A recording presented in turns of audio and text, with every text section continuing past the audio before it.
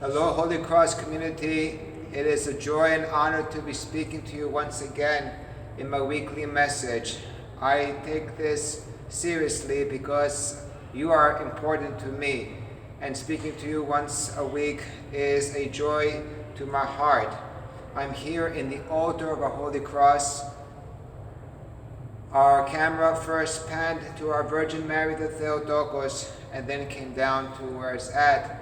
And the reason why I chose to point out to the platitera, which is the icon behind the altar in the so-called the apse of the altar, she's called platitera, which means wider, and particular wider than the heavens, platitera to uranon.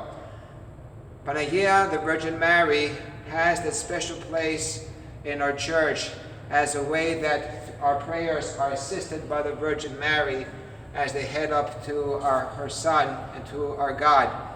And Panagia, in the Orthodox reality that we are as Orthodox Christians, is this beautiful person who is considered a child of God, as she is a creature of God, the bride of God, for God the Father saw her beauty, and also the mother of God as she gave birth to Jesus Christ. She is the ever virgin, beautiful lady, Panagia, which means all holy, and Theotokos, which means the one, the birth giver of God. The Virgin Mary, as I said, has a special place in our hearts, at least in the hearts of the people of old.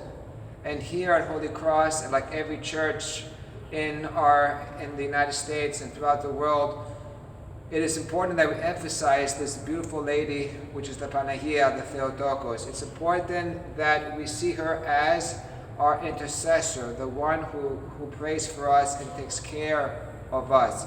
It is also important to see her role model, a person fully dedicated to God. It is also important to see her as a role model, a person who is pure and a virgin, especially in our world today that's becoming more lewd and more sexually oriented, and where alternate lifestyles are equally acceptable in our society that we live in.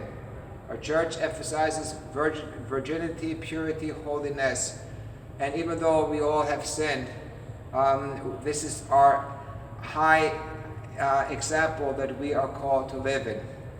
Particularly during the Great Lent, every Friday evening, we have what's called the salutations, or Hieretis Me to the Virgin Mary, ending in the fifth week, which was called the Akathistos Hymnos, in which the people of old did not sit down at the service. That's why Akathistos, not seating service. And on Friday evenings, we gather together at 7 o'clock, where we come and praise the Virgin Mary with songs written in her honor, works of arts, masterpiece, musical pieces.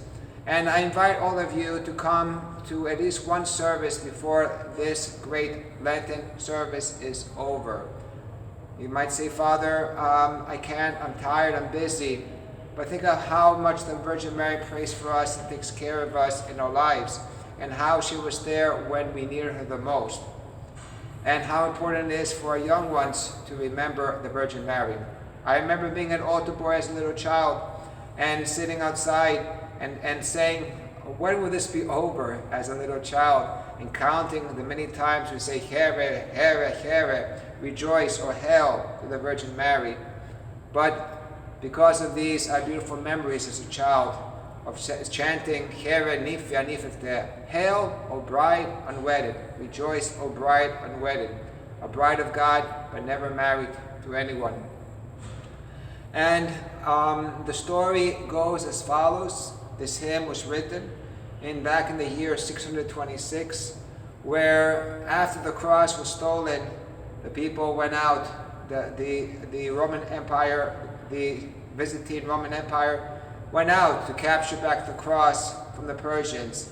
And when the city was left defenseless, the city of Constantinople, and it was under attack and siege by other invading armies, it was the Virgin Mary who created a storm and dispersed the boats and the ships in the sea, leaving all the people of the navy drowned at the place of Lachernes in Constantinople. beautiful stories of the past that we're living today, because we look to the past to see how the Virgin Mary lived in our lives and how she acted in our lives and how she's supporting our lives. And we should be asking for her to help us in our lives. But do we do that? Sometimes I wonder, in the modern generation that we live in, we try to find all the solutions until some illness, some sickness, some difficulty in our lives makes us feel defenseless. And then we learn to turn to God and to our beautiful saints, and above all our beautiful saints, the Virgin Mary. I pray that we become closer to her as a church, as families, and I pray that our children look up to the Virgin Mary as a beautiful mom who takes care of us. Στέκομαι εδώ μπροστά από την Αγία Τράπεζα και πάνω μου είναι η πλατητέρα των Πανών. Εσείς οι παλιοί ξέρετε τη θέση Παναγίας μας που βρίσκεται στην Εκκλησία μας και εύχομαι απλώς να συνεχίσουμε όλοι μας να είμαστε κοντά στην Παναγία μας, την γλυκά αυτή η Κυρία. Σε κάθε γωνιά στην Ελλάδα υπάρχει μια ιδιαίτερη εικόνα της Παναγίας. Η Πορταΐτισσα, η Παναγία της Στήνου, και στα χωριά και ακόμα και στη Κεφαλονιά υπάρχει η Φιδότισσα, η οποία είναι η Παναγία που βγαίνουν τα φίδακια κάθε χρόνο. Πόσο και πόσες θάματα έχουν γίνει από την Παναγία μας.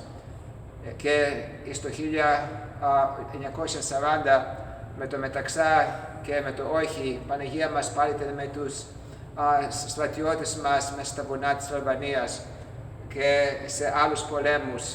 Αλλά και η Παναγία μας ήταν η προστάτησα της παλαιάς εποχές του Βυζαντίου, της Ρωμαϊκής Αυτοκρατορίας. Λοιπόν, με αυτά σας προσκαλώ, όπως και άλλες φορές, να δείτε στους χαιρετισμούς της Παναγίας μας. Γιατί η Εκκλησία μας δεν έχει πιο πολλούς ανθρώπους? Ελάτε να προσκυνήσουμε μαζί την Παναγία μας, όπως κάναμε παλιά, κάθε Παρασκευή βράδυ, που γίνονται χαιρετισμοί, τελειώνοντας με την Πέμπτη εβδομάδα με τον ακάθιστον ύμνο. Ο Θεός και η Παναγία μας μαζί σας και καλή εβδομάδα σας εύχομαι. Αμήν.